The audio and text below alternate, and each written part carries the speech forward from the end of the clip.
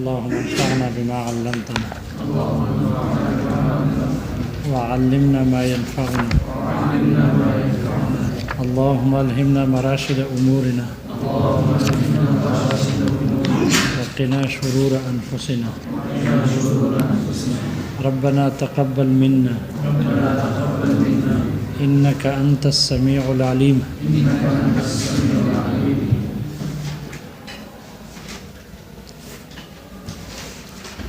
حروف عاطفہ میں سے ہے، حروف جارہ میں سے کلمہ من، اور کلمہ من آتی ہے تبعیض کے لیے، کلمہ من تبعیض کے لیے.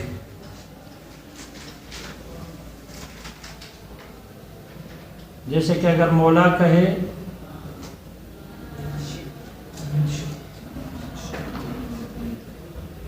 من شئت من عبیدی عتقہ فاعتقہ،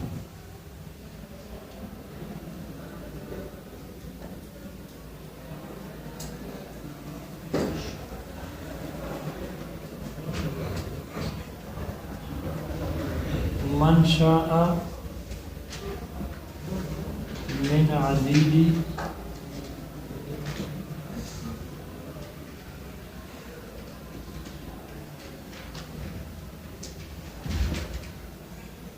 فهو حر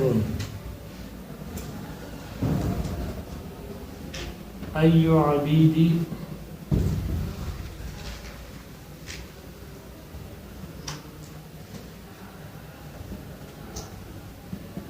أي عبيدي ضربته فهو حر.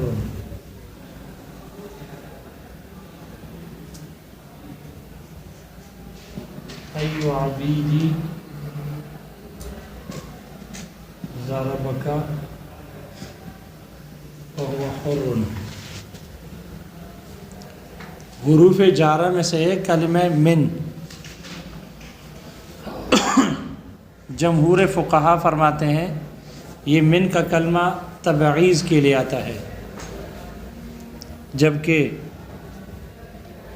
جمہور اہل لغت کہتے ہیں کہ یہ من کا کلمہ ابتدائے غایہ کے لیے بیان کرنے کے لیے آتا ہے، غایہ کی ابتدا بیان کرنے کے لیے. اور بعض حضرات نے کہا کہ نہیں، بلکہ یہ تبیین کے لیے ہے، بیان کے لیے، جبکہ دوسرے بعض حضرات نے کہا کہ یہ دونوں میں تینوں میں مشترک ہے، تبیین کے لیے اور تبعیض کے لیے اور ابتدائی غایہ کے درمیان مشترک ہے. شارح نے کہا کہ نہیں، مصنف نے کہا کہ نہیں، یہ تبعیض کے لیے حقیقی معنی ہے، باقی جتنے معانی آتے ہیں وہ سب مجازی ہے، حقیقی نہیں. تو من کا حقیقی معنی اصل وضع کے اعتبار سے یہ تبعیض کے لیے ہے. لہذا اگر چونکہ تبعیض کے لیے ہے، لہذا اگر کوئی آدمی دوسرے کو کہے من شئت من عبیدی عتقہ فاعتقہ، میرے غلاموں میں سے جس باز کو تو آزاد کرنا چاہے تو اس کو آزاد کر دے، آزادی چاہے تو اس کو آزاد کر دے. بیانی ہی اس طرح کی مثال پیچھے گزر گئی ہے، ایو عبیدی میں بھی گزری تھی اور اس سے بھی پہلے من کے عموم میں بھی گزری. دو مثالیں پیچھے بھی گزری، بالکل یہی مسئلہ ہے یہاں پر بھی ہے. وہ من کے عموم میں تھی اور ایو کے عموم میں تھی، اور یہاں پر من کا بیان ہے. تو دیکھو من آتا ہے عموم کے لیے اور من آتی ہے تبعیض کے لیے. تو من عموم چاہتا ہے، لہذا اگر مخاطب ان کے غلاموں میں سے جس کی آزادی کو چاہے سب آزاد ہو جائیں گے، کیونکہ من عموم کے لیے ہے. اور من آتی ہے تبعیض کے لیے، خاص طور پر یہ جس پر داخل ہو، اگر وہ ذو ابعاض ہو، اگر اس کے ٹکڑے ہو سکتے ہوں، اجزاء ہو سکتے ہوں، تو پھر وہاں من تبعیض کے لیے ہوتی ہے. عبید بھی قابل تقسیم ہے، قابل اجزاء ہے. جب عبید قابل تقسیم اور قابل اجزاء ہے تو یہاں من تبعیض کے لیے ہے. تو من تبعیض کا تقاضا یہ ہے کہ سب آزاد نہ ہو بلکہ بعض آزادی سے رہ جائے۔ لہذا چونکہ یہاں من عموم میں مؤکد نہیں ہے، اس لیے کہ من عموم کے لیے ہے لیکن صفت عامہ کے ساتھ موصوف نہ ہوا، مخاطب مشیت کے فاعل مخاطب کو بنا دیا، اس لیے یہ من عموم میں مؤکد نہیں۔ تو اس صورت میں اگر مولا سب کی آزادی چاہے، سب کو اگر ترتیب وار آزاد کر دے تو سب آزاد ہو جائیں گے سوائے ایک کے، من کے تبعیض کے مقتضا پر عمل کرتے ہوئے۔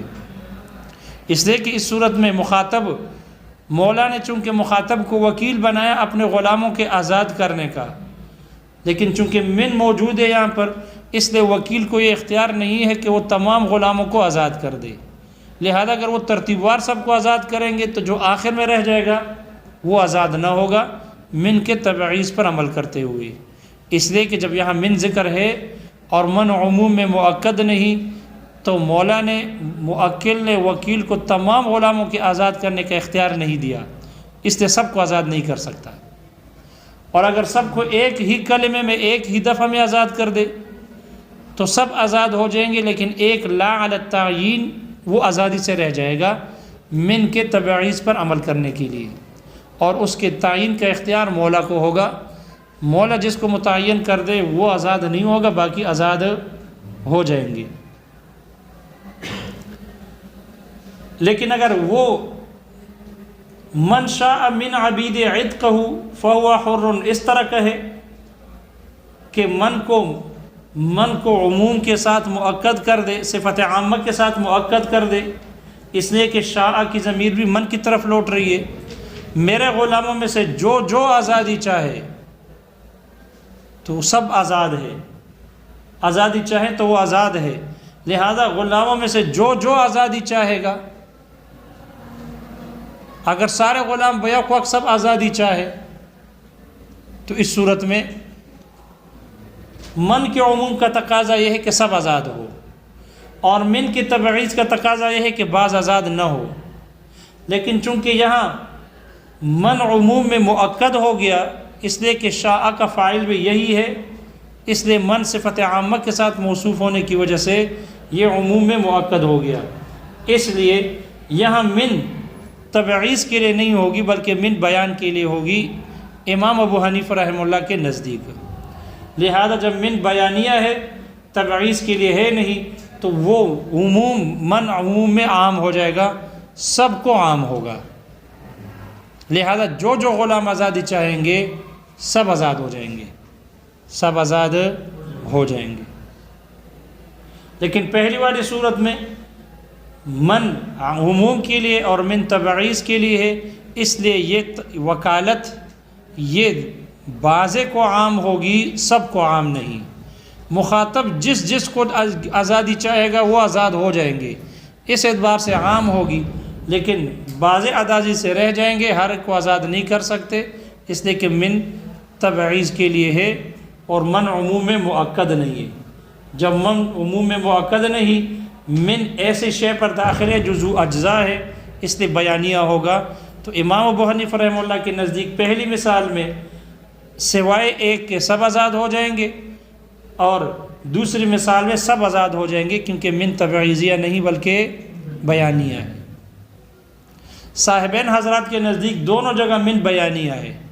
جب دونوں جگہ من بیانیہ ہے تو پہلی صورت میں بھی تمام آزاد ہو جائیں گے، من کے عموم کا تقاضا، اور دوسری صورت میں بھی سب آزاد ہو جائیں گے، کوئی بھی آزادی سے رہے گا نہیں، سب آزاد ہوں گے صاحبین کے نزدیک، اس لیے کہ من تبعیضیہ نہیں ہے بلکہ ان کے ہاں یہ من بیانیہ ہے۔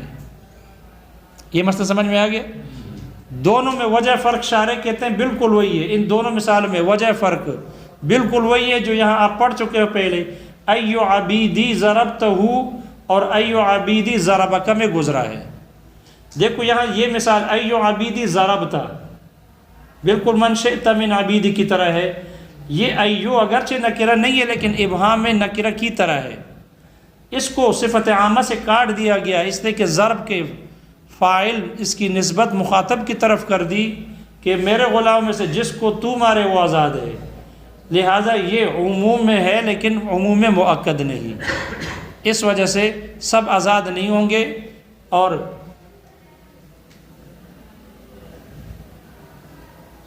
یہ عموم میں مؤکد نہ ہو کی وجہ سے عموم میں مؤکد نہیں ہوگا، اس لیے سب آزاد نہ ہوں گے۔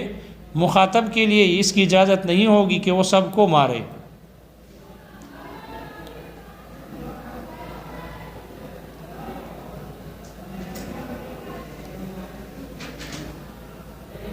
اور اگر ایو عبیدی ہے، اس صورت میں ایو عبیدی میں چونکہ اس کی نسبت یہ نکرہ کی طرح ہے اور ضربہ کو اس کے فاعل کو اسی کی طرف نسبت کی گئی ہے، لہذا یہ نکرہ صفت عامہ کے ساتھ موصوف ہونے کی وجہ سے یہ عام ہو جائے گی، اس لیے جو غلام مارے گا مخاطب کو وہ سب کیا ہو جائیں گے؟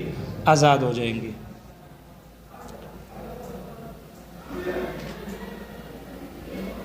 لہذا پہلی صورت میں اس کو وصف ضاربیت سے کاٹ دیا گیا، اس لیے یہ عام نہ ہوں گے، اور دوسری صورت میں اس کو وصف ضاربیت کی نسبت اس کی طرف کی گئی ہے، اس لیے یہ عام ہو جاتا ہے صفت عامہ کی وجہ سے۔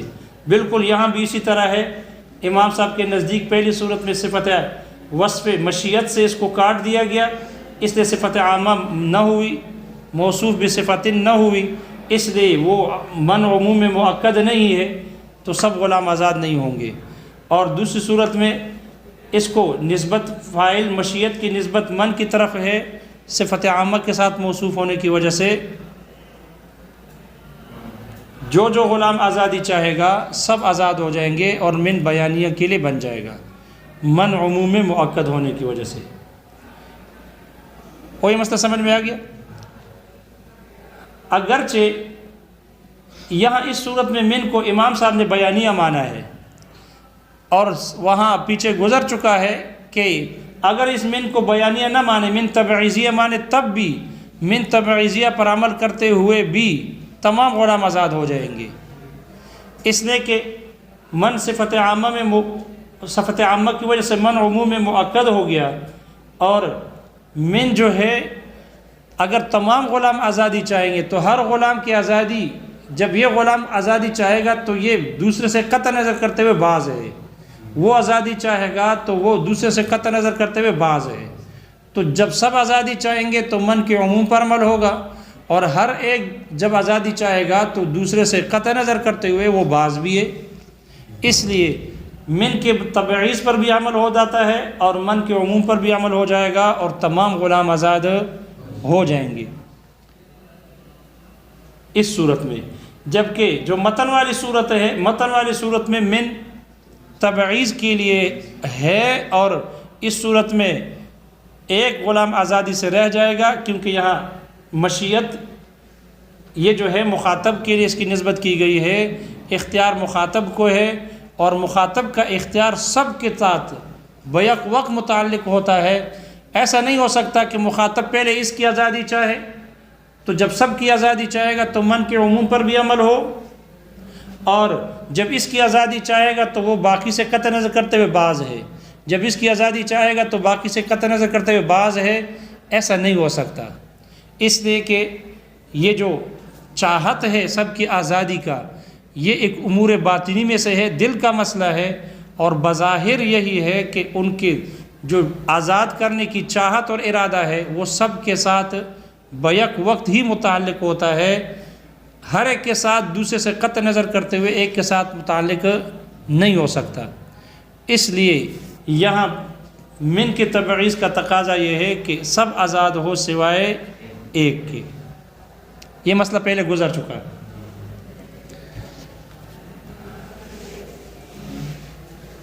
دوسرا مسئلہ ہے لفظ الہ، حروف جارہ میں سے آتا ہے، الہ غایہ بیان کرنے کے لیے آتا ہے،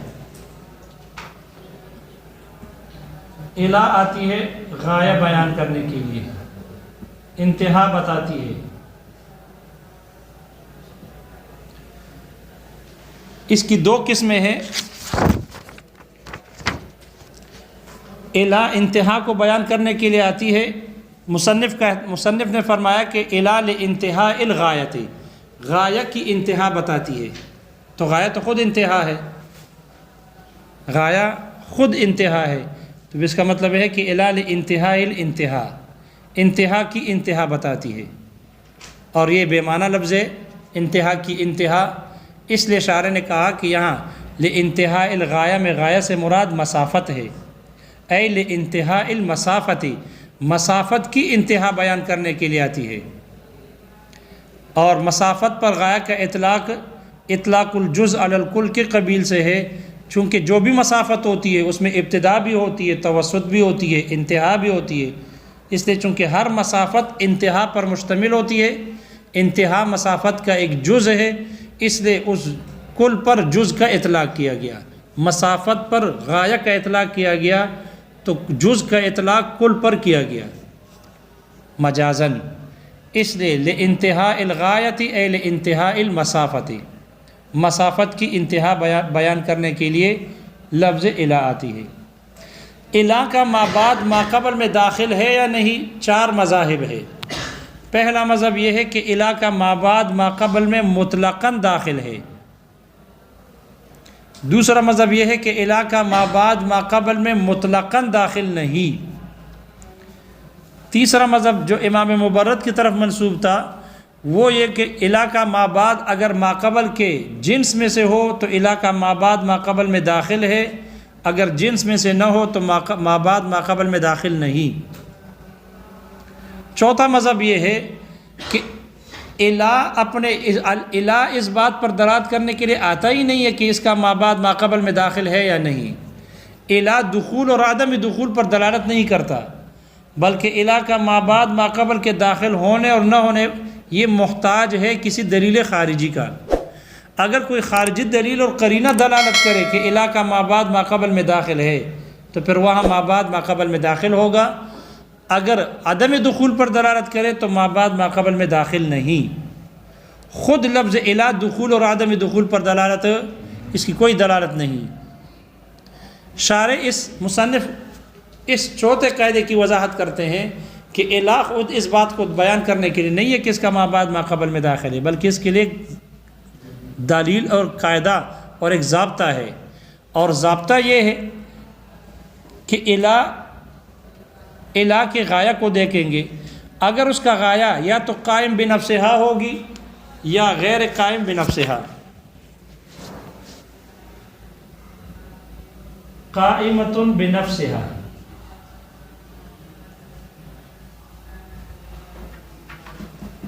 یا تو اس کا غایہ قائم بنفسہا ہوگی یا غیر قائم بنفسہا۔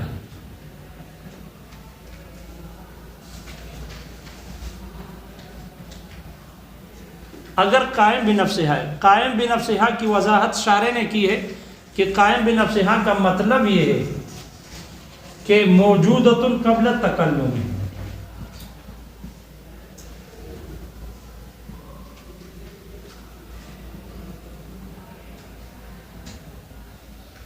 اور غیر مفتقرۃ فی وجودها الی المغیر،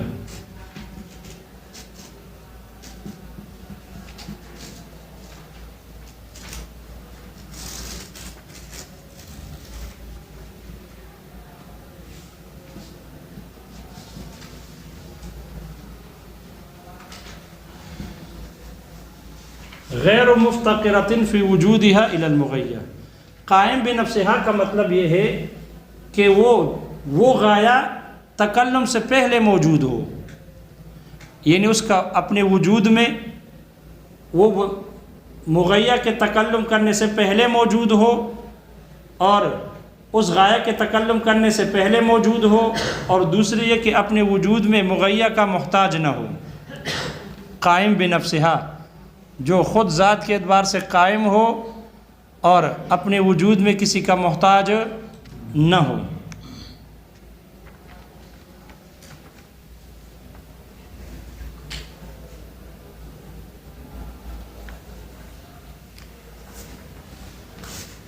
اور اگر غیر قائم بنفسہا ہو تو پھر اس کی 2 صورتیں ہیں،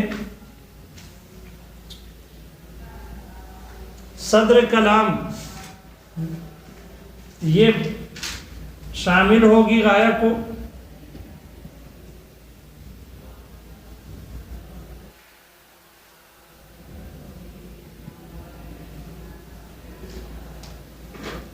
یا صدر کلام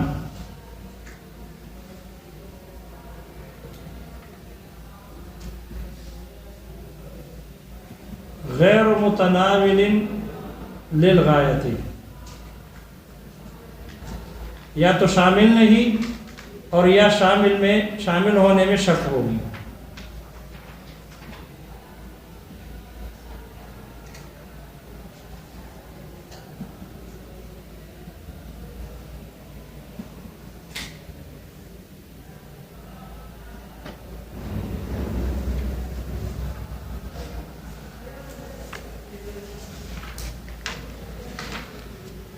قائم بنفسہا کا مطلب یہ ہے کہ وہ غایہ، شارح نے کہا قائم بنفسہا کا مطلب یہ ہے کہ وہ غایہ تکلم سے پہلے موجود ہو اور اپنے وجود میں مغیّہ کا محتاج نہ ہو۔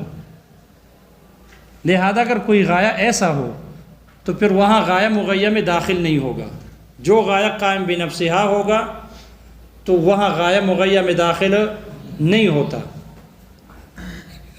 قائم بنفسہا ہو یعنی تکلم سے پہلے موجود ہو اور اپنے وجود میں ماقبل مغیّہ کا محتاج نہ ہو۔ لہذا اگر کوئی آدمی دوسرے کے لیے اس بات کا اقرار کرے اور یہ کہے لہو علی من هذا الجدار من هذا الحائط الى ذلك الحائط یا الى هذا الحائط، اس کے لیے اس دیوار سے لے کر اس دیوار تک کے لیے، یہ اس کے لیے ہے۔ اگر اقرار کرے یا بے کرے، بے میں ذکر کرے، تو اس صورت میں اس اقرار میں یہ جو دونوں غایتیں ہیں، ابتدائی غایہ اور انتہائی غایہ، یہ دونوں یہ اقرار میں شامل نہیں، اور اس کے مابین میں جو کچھ ہے وہ اقرار میں شامل ہوگی۔ اگر کوئی آدمی دوسرے کے لیے اقرار کرے اور یہ کہے لہو علی یا لہو من هذا الحائط الى هذا الحائط، اس کے لیے ہے اس دیوار سے لے کر اس دیوار تک یا اس دیوار تک، تو یہ دونوں دیواریں ابتدا اور انتہا یہ اقرار میں شامل نہیں۔ یہ غایہ ابتدائی غایہ اور انتہائی غایہ دونوں اقرار میں شامل نہیں ہوں گی، اور اس کے درمیان میں جو کچھ ہے وہ اقرار میں داخل ہوں گی۔ کیوں؟ اس لیے کہ جو حائط ہے ابتدائی غایہ اور انتہائی غایہ ہے، حائط دیوار، یہ گھر کا یا محتاج نہیں ہے۔ جس گھر کی یا پلاٹ کی اقرار کیا ہے تو دیوار اس گھر کا محتاج نہیں۔ جب یہ تکلم کر رہا تھا، تکلم سے پہلے وہ دیوار موجود تھا، اقرار سے پہلے موجود ہے نا دیوار۔ جب اقرار کر رہا ہے کہ اس کے لیے اس دیوار سے لے کر اس دیوار تک ہے، تو اس کے تکلم سے پہلے یہ دیوار موجود ہے، اور دیوار اپنے ماقبل مغیّہ گھر کا محتاج نہیں ہے۔ دیوار گھر کا محتاج نہیں، گھر دیوار کا کیا ہے؟ محتاج ہے۔ کوئی گھر بغیر دیوار کے نہیں، لیکن دیوار بغیر گھر کے بکثرت ہیں۔ دیواریں ہیں، گھر نہیں ہے۔ بیابان میں، صحرا میں، جنگلات میں ویسے دیوار کسی نے کھینچی ہے، گھر نہیں ہے۔ اس لیے دیوار جو غایہ ہے یہ اپنے وجود میں مغیّہ کا محتاج نہیں، اور تکلم سے پہلے بھی موجود ہے۔ لہذا اس وجہ سے جہاں غایہ قائم بنفسہا ہو، یعنی تکلم سے پہلے موجود ہو اور اپنے وجود میں مغیّہ کا محتاج نہ ہو، وہاں غایہ مغیّہ میں داخل نہیں۔ اس لیے یہ دونوں دیواریں یہ اقرار میں داخل نہیں ہوں گی، یہ اقرار میں داخل نہیں ہوں گی۔ شارح کہتے ہیں یہ جو ہم نے کہا کہ تکلم سے پہلے موجود ہو، تکلم سے پہلے موجود ہو، اس سے ان مدتوں سے احتراز ہو گیا جو مدت اور اوقات دیون میں یا ثمن میں بیان کی جاتی ہے۔ جب آدمی دوسرے سے قرضہ لیتا ہے، کہتے ہیں یہ قرضہ شعبان تک ہے، یہ قرضہ 1 مہینے تک کے لیے ہے، یہ دین 2 مہینوں تک کے لیے ہے، 1 ہفتے کے لیے ہے۔ تو یہ جو دیون میں اور بے میں جو ثمن بیان کی جاتی ہے کہ بے ہو گئی اور ثمن 1 مہینے بعد دوں گا، ایک ہفتے بعد دوں گا، ثمن کو مؤخر کر دے۔ اشتریت ھذا واجلت ثمنہ الی شہر، میں نے اس کو خرید لیا اور ثمن 1 مہینے کے بعد دوں گا، ثمن کو مؤجل کر دے، مؤخر کر دے 1 مہینے تک۔ تو یہ جو دیون میں اور ثمن میں جو مدت بیان کی جاتی ہے، یہ بظاہر تو یہی ہے، بظاہر تو شارح کہتے ہیں یہی ہے کہ اس کے تکلم سے پہلے موجود ہے، اس کے تکلم سے بظاہر تو یہ کہ یہ قائم بنفسہا ہے یہ مدتیں، لیکن تکلم کے بعد پائی گئی، تکلم کے بعد پائی گئی۔ مثال کے طور پر اس نے کہا میں نے یہ گھر کرائے پر دے دیا، آجرت ھذا، میں نے اس گھر کو کرائے پر دے دیا، وَأَجَّلْتُ أُجْرَتَهُ إِلَى رمضان، اور میں نے اس کی اجرت کو مؤخر کر دیا رمضان تک۔ تو بظاہر تو اس کا یہ جو مدت بیان کی جاتی ہے بظاہر قائم بنفسہا ہے، لیکن یہ تکلم کے بعد پائی گئی، تکلم کے بعد پائی گئی۔ اصل میں یہاں ایک مسئلہ ہے، وہ یہ کہ جب ان بیوع میں، ثمن میں یا دین میں جو مدت بیان کی جاتی ہے یہ مطلق ہوتی ہے، یہ کیا ہوتی ہے؟ مطلق ہوتی ہے۔ اس ثمن کو میں نے مؤخر کر دیا 1 ہفتے کے لیے، یا اس ثمن کو میں نے مؤخر کر دیا 1 مہینے کے لیے، یا رمضان تک کیا ہے، تو یہ جو مؤخر کیا جاتا ہے ثمن، جب دین کے لیے وقت بیان کیا جاتا ہے یہ ہوتی ہے مطلق۔ اب اس میں اختلاف ہے کہ آیا جو مطلق ہوتی ہے یہ تعبید کا تقاضا کرتی ہے یا نہیں کرتی؟ جو مطلق ہوتی ہے یہ عمر بھر کے لیے ہوتی ہے یا یہ عمر بھر کے لیے نہیں ہوتی؟ تعبید کا تقاضا کرتی ہے یا نہیں؟ اس میں اختلاف ہے۔ امام صاحب کے سے جو ظاہر الروایہ منقول ہے، ظاہر الروایہ کے مطابق جو مطلق ہوتی ہے مدتیں وہ تعبید کا تقاضا نہیں کرتی، تعبید کا تقاضا نہیں کرتی، یہ عمر بھر کو شامل نہیں ہے۔ جب عمر بھر کو شامل نہیں ہے تو لہذا اگر کوئی آدمی کہہ دے میں نے اس کو بیچ دیا اور اس کے ثمن کو رمضان تک مؤخر کیا، تو تکلم سے پہلے رمضان موجود تھا؟ جی، کیونکہ جب اس نے بے کر دیا، ثمن مؤخر کر دیا، تو یہ عمر بھر کا تقاضا نہیں کرتا کہ یہ آگے 50-60 سال تک چلتا رہے۔ جب تعبید کا اور زندگی بھر کا تقاضا نہیں ہے تو تکلم سے پہلے آگے کی زندگی ہے ہی نہیں، مدت بیان نہیں ہے۔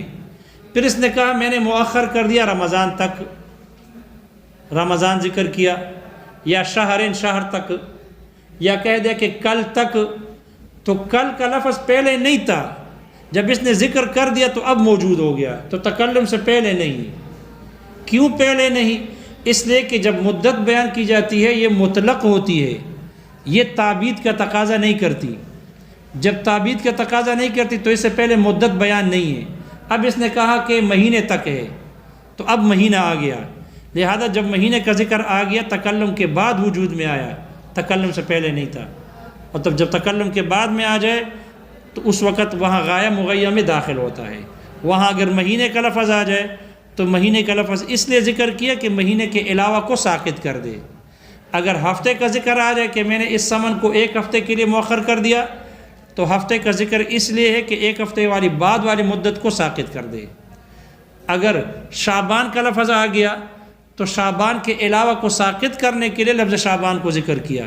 جب شعبان کے علاوہ کو ساقط کرنا ہے تو شعبان خود داخل ہوگا، شعبان خود داخل ہوگا۔ کیوں؟ اس لیے کہ یہاں جو مدت ہے ہفتہ یا کل کے دن تک یا رمضان تک، یہ وقت جو تھا، مدت جو تھی، یہ مطلق تھی، تعبید کا تقاضا نہیں کر رہی تھی، اس لیے اس وقت اس کا تکلم موجود نہیں تھا۔ جو ہی شہرین کہا، الی اسبوعین کہا یا الی الغد کہا تو اب وجود میں آ گیا۔ اور جہاں غایہ تکلم کے بعد وجود میں آ جائے، تکلم سے پہلے نہ ہو، وہاں غایہ مغیہ میں داخل ہوتا ہے۔ یہاں جو دیوار کے اقرار کیا تو دیوار تکلم سے پہلے موجود تھا، تو وہاں غایہ مغیہ میں داخل نہیں ہوتا، لیکن اگر تکلم کے بعد وجود میں آ جائے تو پھر وہاں غایہ مغیہ میں داخل ہوتا ہے، غایہ مغیہ میں داخل ہوتا ہے، اس لیے یہاں غایہ مغیہ میں داخل ہو جائے گا۔ اور سمن کو اور دیون کو جب ایک ہفتے کے لیے مؤخر کر دے تو ہفتہ غایہ مغیہ میں داخل ہے، ہفتے سے پہلے رجوع نہیں کر سکتا۔ اگر رمضان کہے تو رمضان اس میں داخل ہے، رمضان کے بعد والا حصہ اس سے ساقط ہے۔ لہذا تکلم کے بعد وجود میں آیا ہے، تکلم سے پہلے نہیں تھا۔ شارح کہتے ہیں اس سے ان مدتوں سے احتراز ہو گیا جو دین میں اور سمن میں بیان کی جاتی ہے، وہاں غایہ مغیہ میں داخل ہوتی ہے۔ لہذا اگر کوئی آدمی کہہ دے بعت ھذا واجلت الثمن الی شہر، یا کہہ دے آجرتہ میں نے اس کو اجارے پر دیا الی رمضان، رمضان تک، تو رمضان داخل ہوگا، یا کہے الی الغد کل تک ہے تو کل داخل ہوگا، غایہ مغیہ میں داخل ہوگا۔ شارح کہتے ہیں یہ جو کہا ہے کہ غیر مفتقرۃ فی وجودها الی المغیہ، قائم بنفسہا کا دوسرا مفہوم یہ ہے کہ اپنے وجود میں مغیہ کا محتاج نہ ہو، اس سے احتراز ہو گیا لیل سے۔ ثم اتم الصیام الی اللیل، لیل سے احتراز ہو گیا اس لیے کہ لیل اپنے وجود میں نہار کا محتاج ہے، لیل اپنے وجود میں، کیونکہ لیل کہتے ہیں، رات کہتے ہیں اس کو کہ جس کی ابتدا غروب شمس سے ہو۔